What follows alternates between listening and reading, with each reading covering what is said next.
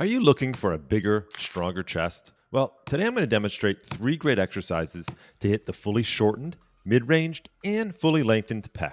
But before we get into it, let's discuss the pec major and its action. The pectoralis major, often referred to simply as the pecs, is a critical muscle in the upper body that plays a significant role in both everyday movement and athletic performance. This large fan-shaped muscle is located in the chest, spanning from the clavicle, which is the collarbone, and sternum, or breastbone, to the humerus, which is your upper arm bone. It forms the bulk of the chest muscle and is key for various upper body actions. The pec major is primarily responsible for 3 main types of movements involving the arm. Adduction, bringing the arm closer to the body. This is visible when performing exercises like chest flies or hugging motions. Internal rotation, rotating the arm toward the body, seen in movements such as throwing a ball or using a racket. Lastly, flexion of the humerus, which is raising the arm forward, essential for activities like pushing, lifting, or even holding something overhead. Combined, these actions make the pecs an essential muscle for a variety of pushing and pulling activities. Whether you're performing a bench press in the gym, serving in tennis, or even just getting up from the ground, the pectoralis major is one of the key players. Today, I'm going to demonstrate 3 of my favorite pec exercises that will take you through the full range of the pec. Most chest pressing programs are either flat, incline, or decline, which actually spend too much time and effort challenging muscles other than the pec. As a general rule, more isn't always better.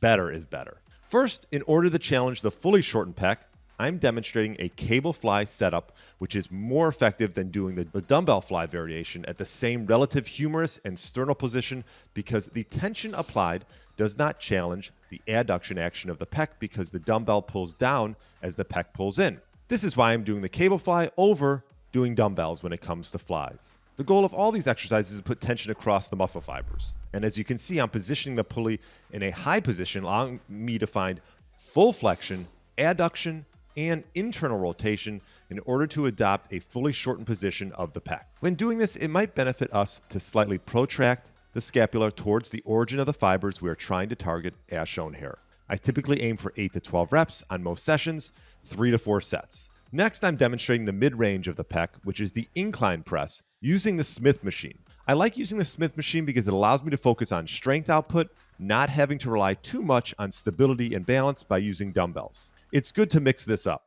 With this lift, the body can manage more load, and we have more opportunities to place tension across more fibers in the mid-range. It is important to select the angle of the press that best suits you to ensure that the fibers of the pec are aligned properly with the sternum, ribcage, and humerus. As you can see, I'm using a slight incline, doing slow and controlled on the way down, focusing on an adequate stretch.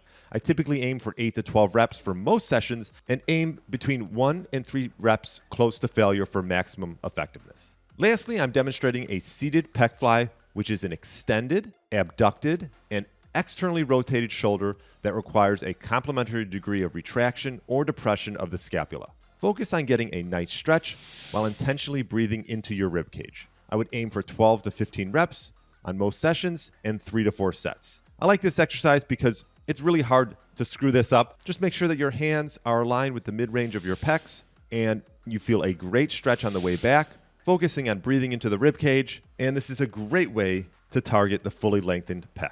So there you have it. The pec major is a vital muscle for strength, athletic performance, posture, and even aesthetics. By investing time to train and strengthen this muscle, fitness enthusiasts and athletes can improve both their physical capabilities and overall functionality. For optimal results, pair chest training with a personalized workout plan that matches your goals, and don't forget to include adequate recovery to maximize muscle growth.